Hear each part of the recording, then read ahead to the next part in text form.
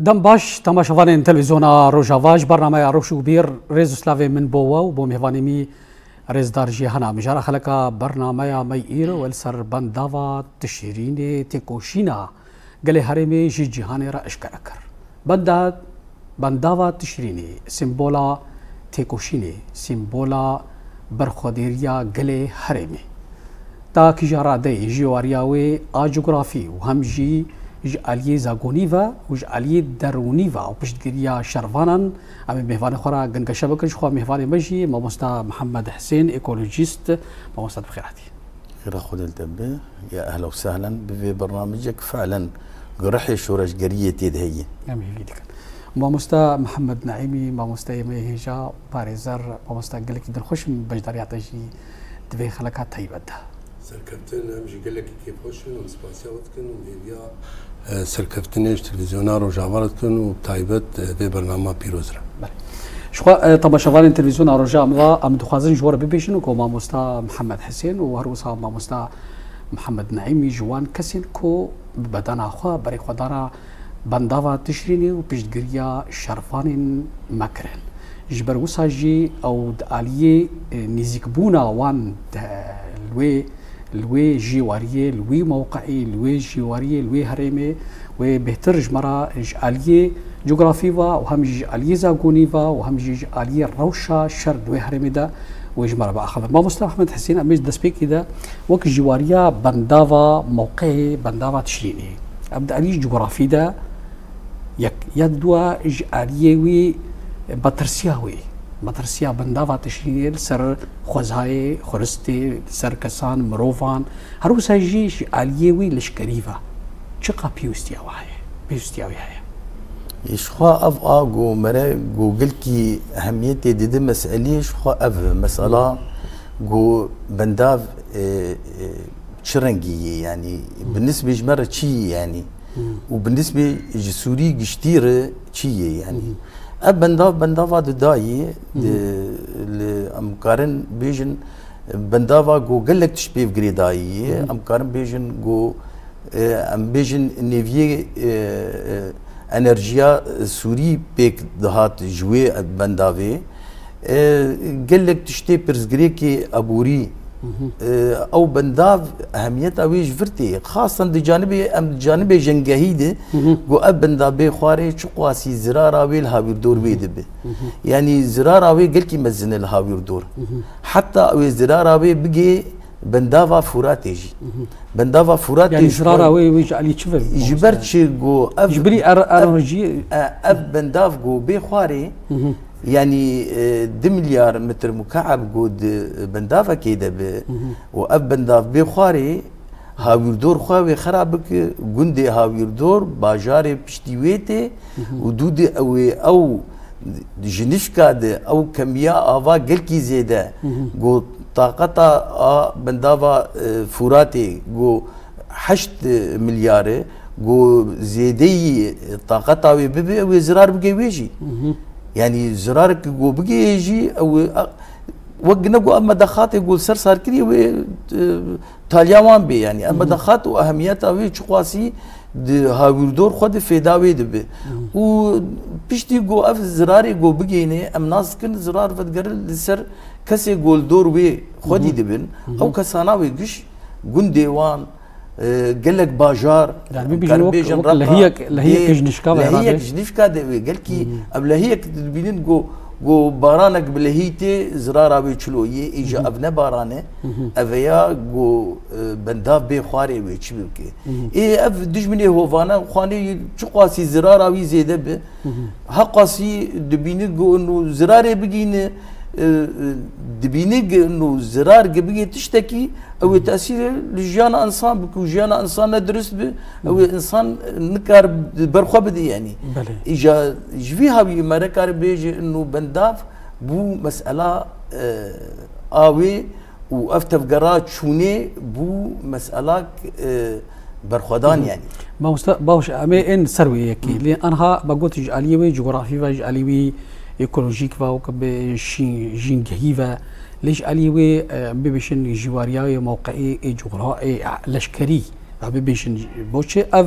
چقدرین هوانا کو دولت ترک اداگیر کر و گریداینه و الگور کوجیر تی خیز کردن الگور دولت ترک اداگیر کرد مشه بوچه بنداوا تشرینی برای خود دادن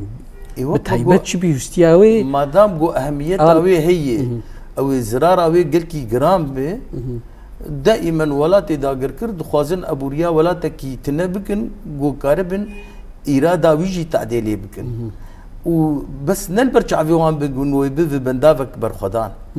يعني وقتها جو مرة بيجي عيني جو أمد بيجن كان بيجن ديتن وجوتنا بوكاف إيه جو ديتن ونما مستاجي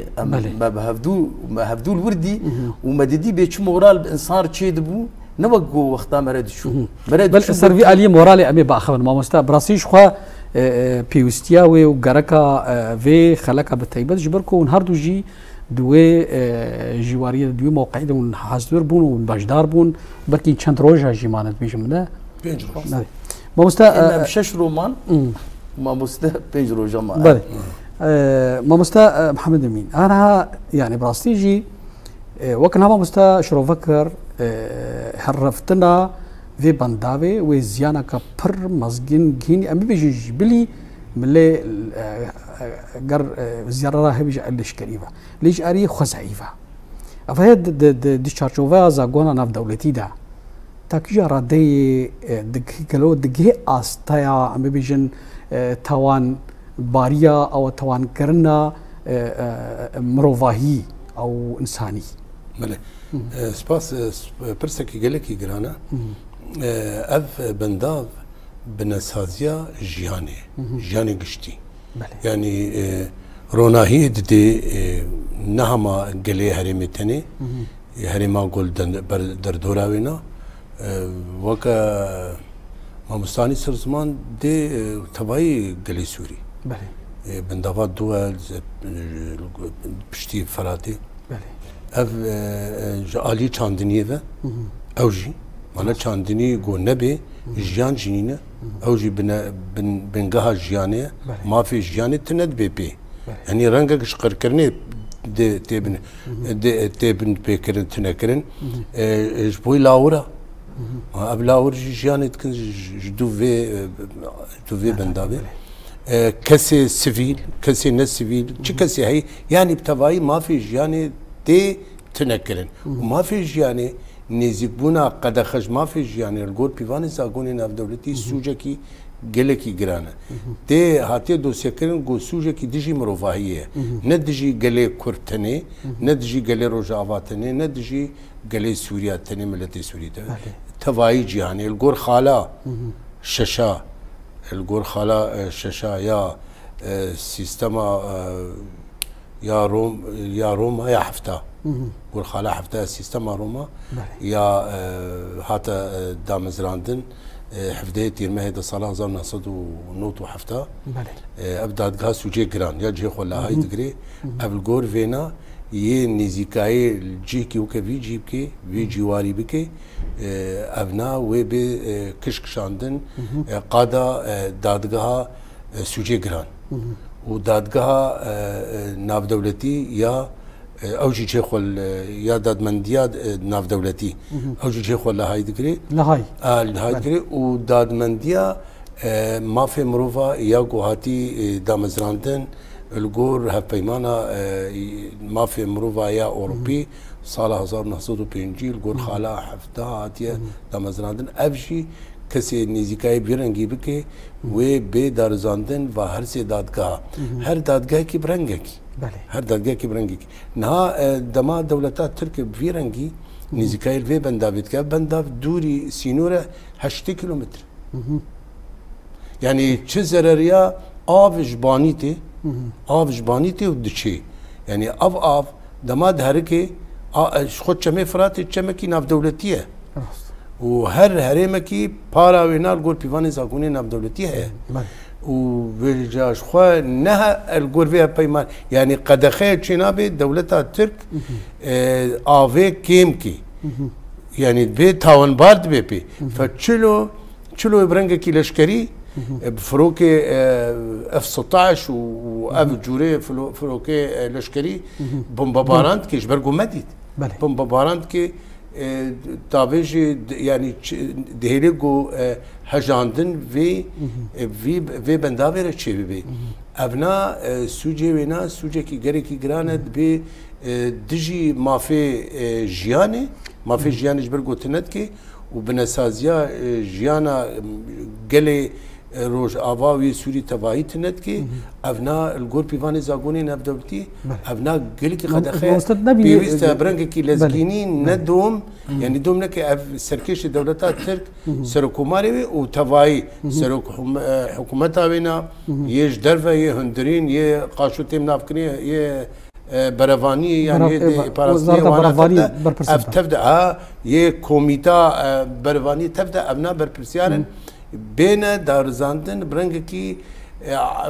لزگيني مثلا ها قلت تي خويا كريجي وقور چادري سياسي جي قال جرا بحسابي كيد كن نها دولة ترك دغير كر دماكو تو باراني خوا يا تو بين خوا يا دريا درون زار درما قو درباسي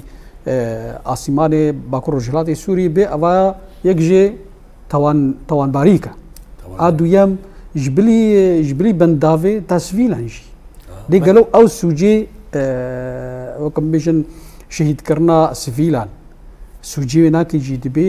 سوجی کی مثلا بیشن جنگید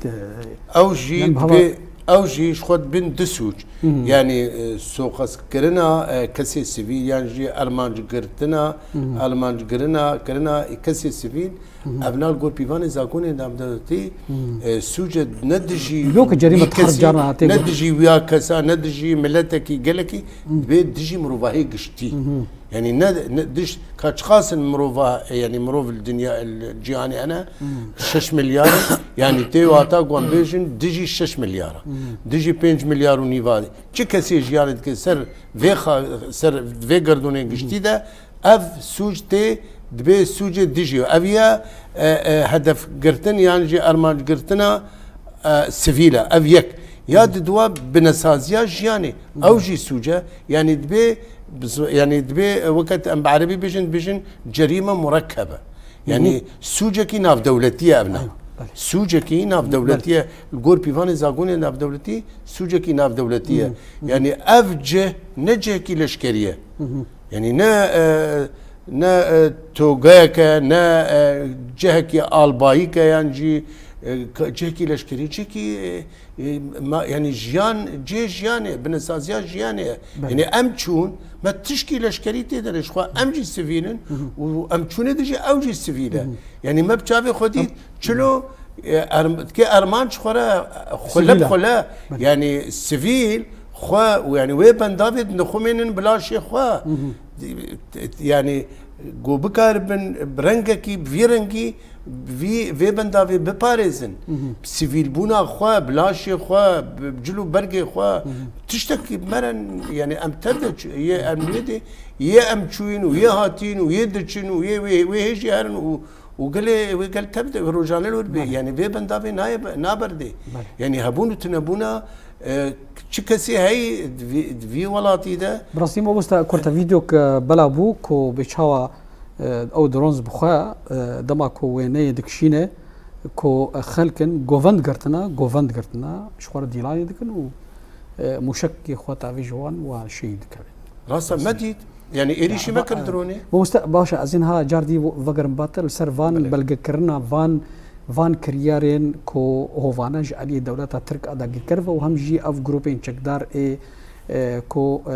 چتين بسر دولتا ترك وامي سربي باخمد دي هر جمعه مستا محمد حسين ما مستا علي كي ديفا امي انها وك دما ما مستا انها بحثا وك باراستن مروفين سيفيل مروفين كو دچن ودي في بنداوي د باريزن شو باراسناوي لي داليه بشگرتنا شورشگیران يعني بشگرا شرفان با ام بيجن چه واتاوي آشاني رمزي هيا دي علي دروني وكالي معنوي راست تزاني نمو مستا جانبي اني خواني كرين جانبي قانوني تبراستي خوازه مادام جو اف جرينج بونا بندافي هي وقوانين دولية ام دميني شو دولتي نابنتوي شما بيدنجن حتى انا شو مصيبة هري مزن اري ما مستوي زلال بك بس وك انا تقول انه مسألة ايه ما تبيشيت جو ما جو ايه جو ببينه نوك انا مرد اخذه وما مستنى ازدكي بيشقواسه هيز دهات جمرر يعني هيزك دهات مرة انا الفر قوتني قول ور بمرر دردكت بلكي انا الفر بمرر درنكبه يعني فعلا او الشر قال لي شورش قرد اني برجع في مرة يعني بيجي شورش جيريد ورده تيكو شينيد ورده عيني ام وك شورش قركي ام الخد ناري قل بب شورش قرش هري مهم ام كارم بيجن كردستاني يعني شخوا اغو هري مهم افكي ميمي يعني قوتني خوش قال لك دربا مرد بيجي بس قوت بيك بيني راست اف يعني بيك انينا قال لي شورش قر عيني تبرجع في مره جبرقو دناف توب وتنقاد وتدرباز دبي تشكي دكي يعني دربا اول تبي تحسي جئت باريز انت شوي وعم بباريز دي دربا اول بيت حسي جو نتبه او كسي جو ورده وجتينا بخنقن جبر دجمن دوراوان بهرهاوي يعني تشتي جو درباس به تشتي جو درباس به او ناهل درباس به بو جو ويتنه بكن او كسي مد باريز وخد باريز ويتنه بكن دريا اب وخارن ير وقتا قلت بيت حسي توي جياني دي كاويش خواسي جرين بونايا شخا باندوراي الشرفان هابو افيش تشونا سبيلان تزاني تشتك بمرشي بو مد خاص از مورالي وان خرط بكم مدي جوان مورال ددان ببرتر جياش تحدي يكيغو تيقين بك ويشاغي كلا جري نفسا شورش جريه تشعفي مرافي يعني ايه شرفان جمرجو جو خال جو خسكا جو قش وقت بانا وجو تمورالي ما جو ازي مورالي تراكم جو مورالي تنرا كريبا تنكاري بو مواجهه دجمني هوفانا اي جو تدبيني بتنجي خوا راس ام نه انا ما داي شوباوا نه ام بيد حسن انه فعلا ام كار كي دكن كاركي كار نقوتني خوش اواني جو قلكي ام رازكن باف قوتني خوش واف بياناتي جو درد كيفن واف رونشني درد كيفن واف داخوازيه داخواز لكن هنا او نفسها شورش قريتني اي متبراسيد خوازه نفسها قال لي شورش قر ملسر بندافي دي وانا هي زامل تيقن بك انا تشتكش بي خوستن انا وي شاندني هرن تيقن بك متخص از جوز بوان هرم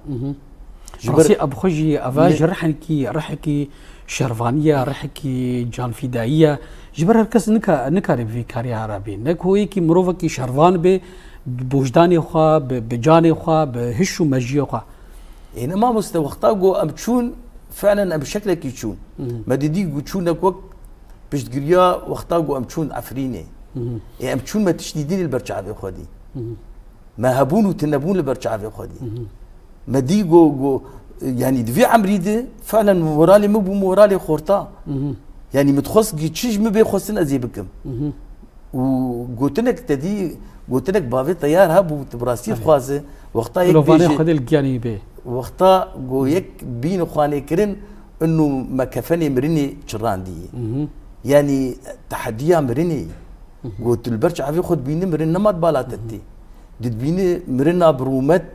وبشرف او دسر هر تشتيري عيني اويا بمرر شي دبا بلي امستا تاني افا ازي جاك دي زيور باتا ازي هربا مستا محمد ماموستا براسيجي انها ماموستا دسبيكا قلت خد قلت سر او بيدنجيا ناف دولتي او ريخسنين ما في مروفان ريخسنين جواكا سيفيل يكيتيا اوروبي وك ام بيجن او بيجنوا جواكين ديمقراط جواكين اي كو قهدان دنا ما في انسان وما في مروفان ترجع ايروجي تابينيج بلي ام بيجن بركي رابورين وك بيجن روانغا سوريا ما في مروفان بهتر سيرفيكي بركي تكزيه ديكي ليه بالتوايي بقشتي بيدنجيك هيا دفقرتنك هيا السيرفي توان في زيانا كومازن علي بكر رجعات سوريا وقال رجعات تكرن راست اف دولتها ترك بكيسة بازي وفيلا بازي قالك تشتي قد خستن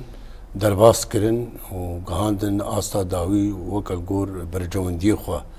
هم انداميا خوشي ناتو ده تبلي قوامزانن هاش دربي خستقاناتو اف كرياري قد كيش دربي خستقاناتو بله ما وشخوا مايا لوي دري وي تشارياني مايا وي تبليات كيتي اوروبا جينا كنت وكا بنديا ناتو ام بيجن فرنسا يا روسن امريكا يا وفرنسا يا والصين ام بيجن اف دولتنا ها شو بيدن جاري دولتها تركفا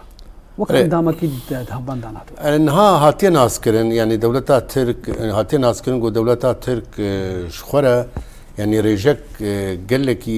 مزن شخورة بيكتيني وكرول اول سنغا خدخي امي بيجن ميناك الصالة 2002 سروكي تركيا اردوغان قو اسلاما بوليتيكي بهيفيان ببين از المزي تشلو وجهف بخم ينولو دركت اسلام بوليتيكي او واحد تفايش خورا بيك اني خوكرا سركي شينا ونها تدشي غا استكي غا تخويا كرن بفدانا بالونا انا بابون كايش جويبو نها هاتي خويا كرن ابن علي دولتي يعني هذه ناف دولتي تبدا جوار هاتي خويا كرن جو افنا تخوازي فيق افقا كاري جو كيريا جبونا بيكانينا هبيمانا ملي يا صلاة زرنا سعودي بيستا شخورة بجيتيني بيكتيني يعني نها زرريا تبدا بزرريا يعني كيرد باراواتا غايا هستو ناس كرنا يعني لورا نها كتنا لفو تبقر كده السروا قالكي تنقبوا زانن اف روجلاتا نافينيان نو بروجاوينا جواره و دجي افستاتويا وانا يعني و بارچبون شي بي نا لو رفاد خواره خود جين ريبر اوجلان يعني ابنا نج كل كتي ريبر اوجلان يا كل كتي قلي ريبر اوجلان قلي كردنا او تجاره جوس درفتي بين سري رجا يك ببينن او افي ناخن قرقا كسي كرد هو بروباغندا كي دكن كو ناخوازن ابنا غرك چكسي هي كردي هي بزان بي تركه كبي سرخاكي سردگردونه ده ناخوازي ستاتو كي كردي چي بنا خوازي بروجي كردي چي معناها افقا كلف وتفقرا تركاتشيه جبونا بروجا نتوا ديمقراطيه اف ريبريا خسر او جبونا بحر فين جبوي تنبك يعني ابي بيجن ايه البر بتشافي وارمانج كرنا وانا كي ملتي كرد ابدا بيجنها فانها تشتن دركتن هات اخويا كن قول نها امد وكان ها مقوتي كير غاي هستونه فانها داد جهكي جاليري البلشيكا هات تشيكرن هات دامزراندن البايتخت وينا اف بهذا تشكسي يعني هجمارك كارن هجمارك يقلكي مظن رايدار ي سربخوا الجور خستكاوا يعني جافاي كم ايطاليا هاتا افيتن اف دادگاه هاتا تشيكرن دروجا بردوام كر يعني شش رونشتن جبونا تشي جبونا اف سوجي جراني دولتا تركيرنا دبارا كده دبارا روج افادا يعني نافي دادگاه يعني سرناوي ونا دانيبو روجافا يعني نافي روجافا دانيبو يعني كاري بيجي نافي كرن وك نافي كرن دادگاه روجافا امتكارن ولو بيجن او خو نافي دادگاه يعني يا جاليري يا ناف دولتي ابنا چه تینی بیرامه سال 1967 دما دادگاه کی ولو گالری چه بوش بونا ویتنامه و انجام دا و بریار ناف دولتی درکتن و تینی بیرامه جی دهما دا امریکا رولک پربازن و سال 1970 هاجي الولو چه بو الايطاليا جي تشيبو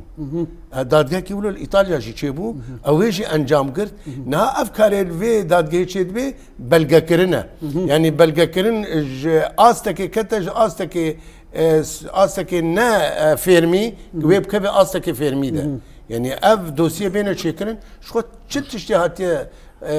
كرياري دولتها ترك اجدما بري 2011 شو كرياري جوتيارد شهيد خستن شفان خوندوان يعني كي خورتكي خوستبا قندي سينورداش بسينور أمورن دادجي أنا بشتي بلغا كرنا فان أفتوانين كونتين كرن و بنغافا خطوة دي وش بي جالي و غافا وري و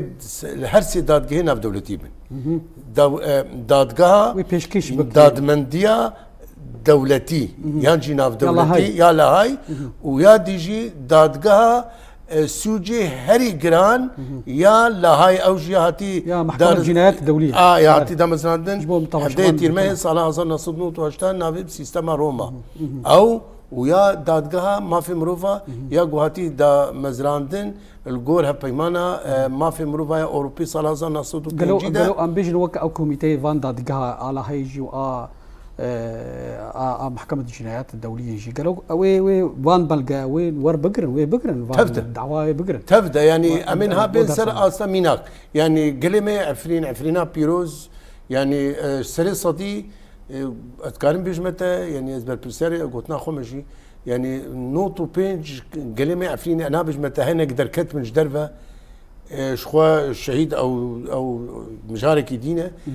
غازي تبدا سري صدي نوتو بينج كان بيجمته تبدا هر يكي الجور كساتياوي دوزاوي هاتيه بيك اني باف اجبر زاروكا خوفا ما مستد دوز واج بو درزاندي وكسايت وقد بيجي دعوي شخصينا ادعاء شخصي جاي بلي بلي ام بارا ما وكا باريزلم تيدبو يعني از نخوش كاز بيجم از نشاندامنا از اد بيجمتا از جك شويه يقو ميك رولا خو تيدا ستان وسري يعني يكي مي قالي مي عفرين الكوديبو ام تشون جم درك نما يقوم نشونه وما اخافتنا وينا ما دوسياي تشيكريا باف اجبر خوا وكوري خويا كاتشا خويا بن 8 صالي يعني ما تشتكل اجبر خوا وولاياته وديجي ولو تبدا تشسو تشيبوا تشيروكا خوا هر كسي تشيروكا خود او تشيروكا هات دوسيا كرن ودبن تشسو جيدا مد ديت انه افد بيت تشسوج مداني الجور فلان خالد فلان زاغوني اف سوجه مس ميناك ابنا سوجه ديجي مروفاي اف سوجه جنگيه تفلي منكتنا جنگيه ده يعني وكا سوجه جنگينا بالعربي بيجي جرائم حرب بس يعني هجا قلتنا بيجن اري جرائم حرب بس ام آلیکی دی بچی سوچه دولتات ترکی هی گران ترکی امپیر نکتنا جنگی ده جنگ آلیکیه او ایریشی مت کی عفرین 20 هیفا یکی سال 2018 فجر بربانكا الصبح ايريش افرين كي بصد وحفت فروكي لشكري ودما ايريش كر جند ترند بومباران كر بشكي كيميائي يقد هاري قدخه اوجي سوجه مانا اوجات بلقا كرن اوجات بلقا كرن بينجي وهشت روجا ايريشا بردوام كر اف تفد هاتي بلقا كرن ايريش كرن تناخوا سوجكي ناف دولتيه سوجكي جول بيفان زاغوني ناف دولتي سوجكي جران ناف دولتي يعني بعربي بجني الجريمه الدوليه او بشتي او بينجي هشت روجا سوجك نما نكر سوجك نما نكر بشتي بينجي هشت روجا وجا داغركري تشيبو داغركري خود تناخوا اوجي سوجك جول بيفان زاغوني ناف دولتي ودبن دا سيوانا داغر كرنيرا غورتنا ديموغرافي تشيبو تالان كرنا اوجد بيست كافي سونجك تالان كرنا جن غانيفا وكان بيشن زنجيرا بويران تي بهاف تيغريدان تاغا رستكا سوجا تاغي بندافا ايرو بندافا بله ايرو اري امي ما مستا مهرن جم ما مستا محمد حسين ما مستا تا برازيل تشغوت او وك برغريا مرني يعني بيجن تحدي الموت يعني او تا كيجا رادي امبيجن او كسايتين كودشن ور وسا وك بهافتنا كي تشيلبي تنابرا مروفي سيفيل مروفي كو بركي دجانا خد نرش بيشك والكيلكا مروفي شرفان وتفجر ولف وتفجري والي كاريلك راست زاني تدي ماجو كراسي مرني يكدي تشرينه فعلا اوجوتن راست جو بشتي يجد كيف جو بشتي يجد كيف مسألة يعني مرن فعلا دبي وك جيانك جمرارة يعني دبي رومتك جمرارة دبي مرناسك انه نفسها سرهلدانك يعني او نفس الورب مرار شيء دبي ايه تشوبه او نفس بير شيء بوي بلكي بري جو مرهر انسان يعني قال لك انا انه كاب شرنجي جبر دنجي مدفعي وتوب بنيزيكي تبكفن قال كي زحمته ووك دسبيكيد ماجو هربت جمني ما قال كي هوفاني يعني ابو سعد قال كي هوفات هي اب كسي غونديشن خوا ديشن وك خبخش وك فينك تيكوشني فينك لش شرفاني دريو اب خد هي تاغو دشنا ويدي وفي علي كاري هذا كان في بارسنا اكيد زاني ابو كساني جو جمرر جوتن بفيرنجي درباز دبي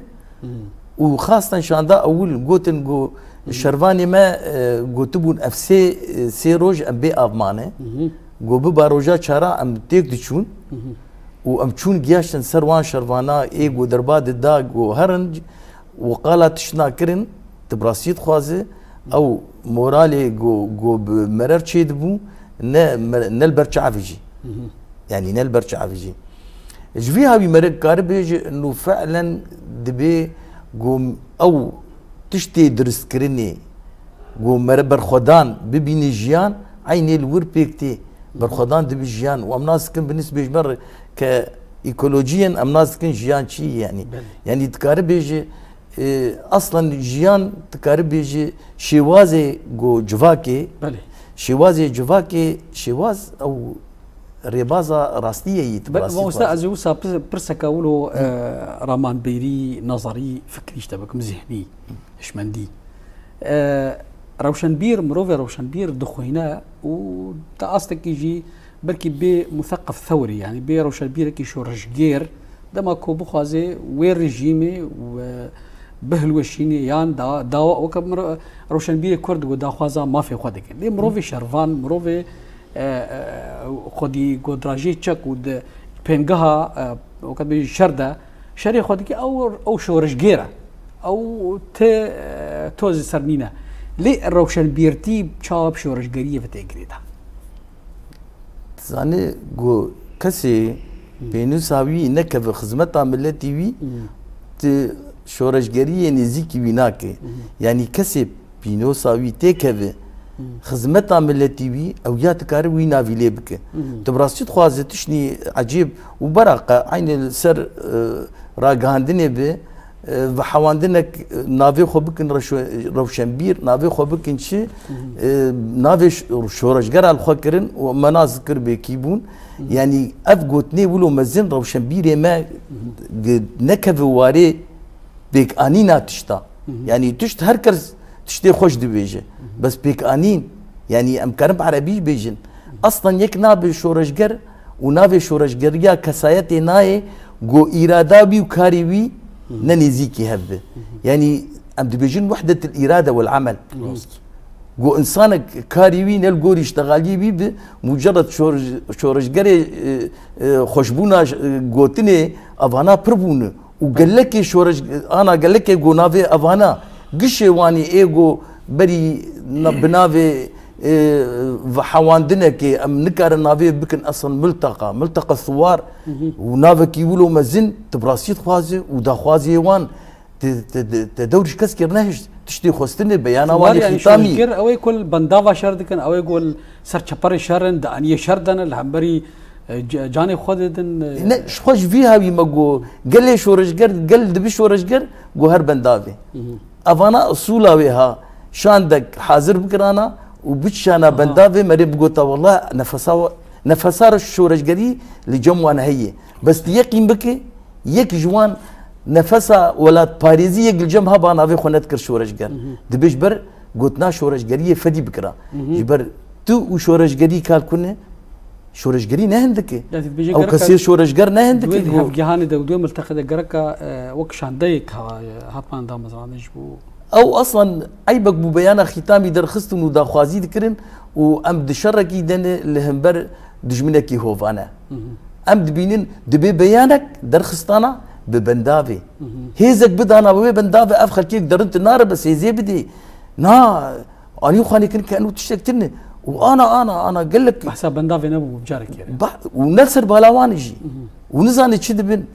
بس برا شاندك حاضر بكرانا برا بتشانا ويشغوي ناس بكرانا تشي شورش قريه وتشنا شورش قريه وتشلو قلد بشورش قر بله ما مستا حمد انا ما بحصا ولاتنا ولا دولتين جهاني كر ما بحصا رخصنين جوا كاسفيل ورخصنين ما في مروات بحصا داد قهوان كر ليه الفر بيشتي كو رجيما بعث هذا هرفاندن دحشتي شريا دويم دا ترجع إيرو حكومة سوريا آدمكي وسروكي قناغا فاغوهيز مرحلة انتقالية أحمد الشرع وحكومة يبسريفا ترجع إيرو متى وك بيانك وك دخوا تا أستا دخوازيكي تركان نكرنا كوفي شريف سكنين دبورية دا بتهيبت جي سر بندابة تشيني وك سدا تشيني وكوتوغوتي تشيكي غريدايا بملاد ما بساجي قلت والله سوريا حمو وك انرجي طاقه كهرباء وزراعتي ودراها حمو سوري خاكا سوريا مرتي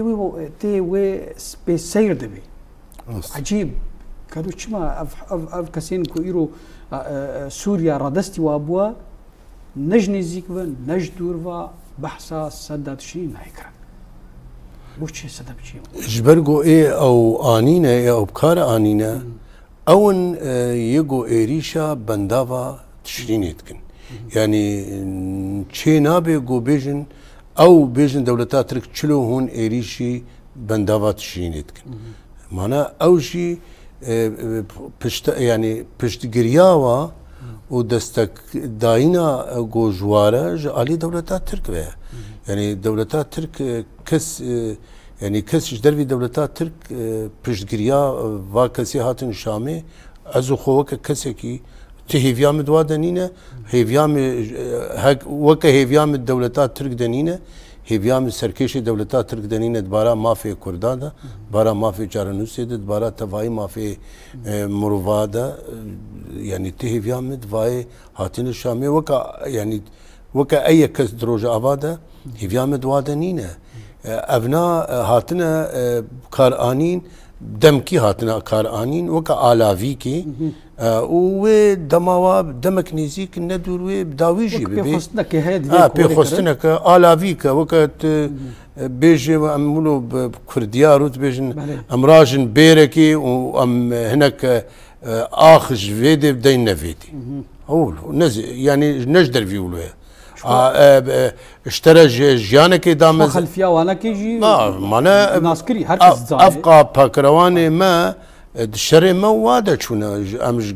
جركي لقي بكرن ام دركبن من بجرا دركبن معناها ما تبدا روج بروج ما شوبان دي يعني تشتكي ترورينا ما يقول بيك نانينا وانا تشتكي ما يقول مستج عليك ديفا وك محمد جولاني احمد الشرع قالك شاف دير جد بجد بأحمد الشرع ناخذ خوش تركاب غيديني دخوازي هركس بيرازي بي يعني جاري كيف شاري كرداناكي شاري ريفبريا خسرناكي وشاري كيف جي برجريه جيناكي تركاش خو عازز داكي قالك كله دبش او جدربي خوستكات تركاب بريجكي سري صدي صد او درناكوي يعني او ناخوازي شيريه شيورمندي ناخوازي تشكي بكي بخويا كرين جو افنا في راهشتيا باري بروجا دولتات ترك لانه دولتات ترك دماو اني خوستكا يعني هيفيا دولتات ترك شيا بفانا متنبكي يعني خوستكا وانا ريفبريا خوسر تنبكي كرد ستاتوكي شي نبي بارا كردات دهبي يا وانا افا يعني افي هاتين شامي نهات نجبوي بنقاها جياني نهاتنا ما هون تبيني تشيروكي وانا يقو ام دبيهيزن يعني مروف فديد كي موش شرم دكي يعني بكي قفتوغوين سر شكي مجي مروفاهي مجي كسي هاي مجي بيدني يعني تشنا قلكي يعني بوتشن يا روجانا صدي تشيروكا وتشيفانوكا عم دبيزن كرياري وانا تقولاني شاميدا هكا الباجاري سركة طرطوس هكا لاتخي هكا دبارا فا خدي اولي ولو تايبدا دبارا قالي مي درزيدا قالي مي علوي قالي مي اسماعيلي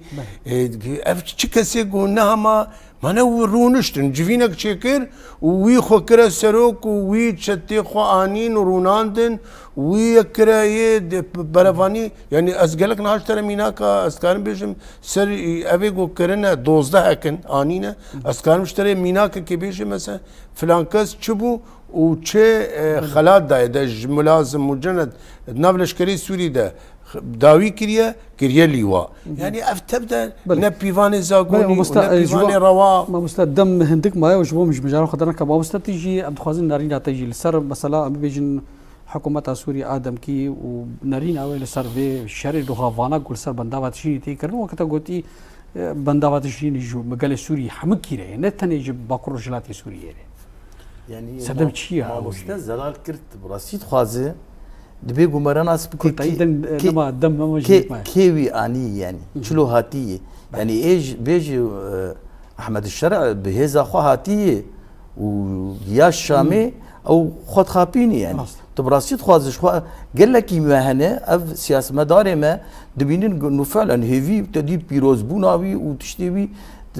كا تشكريه نا ام دبيجن حل سوري حل دبي سوري بي ادني تشتكل برشا عفيوي هي تي انجمان افا كريج بو حلا سياسي نا حلا لشقريه هاتيه بقوتها نبقوتها خوا ايغو ويدانين جبو جو سوري بقوت بكناس ايغو ويدانين جبو سوري نبكن يك سوري برشا بكن ايغو ويدانين بفي رنجي بس اما كاب برجونديه ما حتى كيجا ككرد شو خاصي ام خنا خوازن دناف دولتي دي قال كي امنيزيكي ويدبن جبوغو امنين بس او هاتيش خرابيه رنشير وقت ما مستوى تهيفي مرال سرقرينا فعلا ازدوين رينا جو تهيفي لسر هشمنديه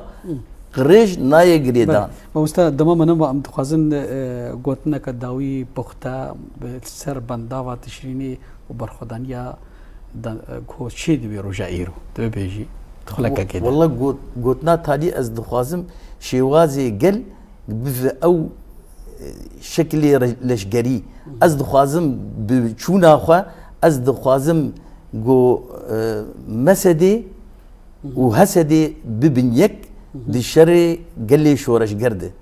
يعني جدابون دبي تنبه يكن جانب سياسي جانب السياسي بهز تقدر بيندش تشكيري جرينج بس بلشقري وبهز او جانب السياسي دروجلات انا فين شونا خو نقرتي جبرت تتعاملي بهوفان ردك تعاملي بسياسه مدار هذاك بيجي شاندك جهسدي هبه دوي مسدد دابي شاندك مسدي هبه دوي هيزا قصدي جناب هبه يك هبه وكرد قش خلاش قر نبينن تيقي قضيه التي ما بسرناك ما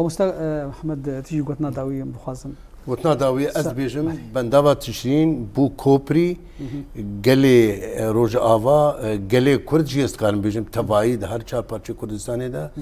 درباسی دادگاه ناف دولتی بو دوسیاوی پیره و چه سوجو کریاره دولتا ترکی دبارا وی گلی دکری تبدا و بکبه سر ماسا با دادگاه و اف کسی گو اف كوجري كرنا وافقى سوج وافقى بن بيكرن بارا ما فدا كرنا ملتي كرد بيجم بانغامج ملتي كرد تبرا روج ابا هاج سي بارتي دي تبدا خدي دركبن قالي روج ابا دركبن الناس نما خدي دركبن هش من ديا بارتيتي بدن الي اف تشتكي استراتيجيه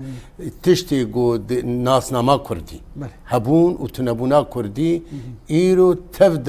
تبدا لي خدي دركبن واد بيجم شخوا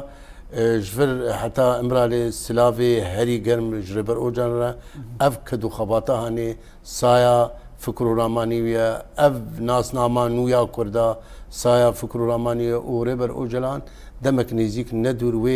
فیزیکی آزادی بجیب به و نیشان آوینا چی اپنگاوا ناف جهانی یا گو دست پیکریج ده هیوا ده 2020 و تنها شیست و نه کسی گو خلاتی نوبلستان نه جبونا ربر او جلان کارو خباتید کن چه کسی زانیار و چه کسی سربخوا چه کسی سیاست مدار و پرلمانتر و مافناس و پاریزر سر اصلا جهان تفده لی خودی درکتنا و نها دمک نزیک ندورش خواه آخافتنه کی وی گری که پیروزه بی پروژه و بی خویا کرن و کسی که نکاره تشکی بی که جدر وی خوستکا گلی کرد و بکی مافی خواه و مافی چارنوسی بی شكرا يا مجي أوا ما مستوى باريزر محمد أمين نعيمي أم قالك درخوش بون ببشتريات تدوي خلق كده ما مستوى أجي والله قال لك سركفتن قال لك سباس ما مستوى محمد حسين إيكوجيليست قال لك سباس بو بشتريات تدوي خلق كده وسرفان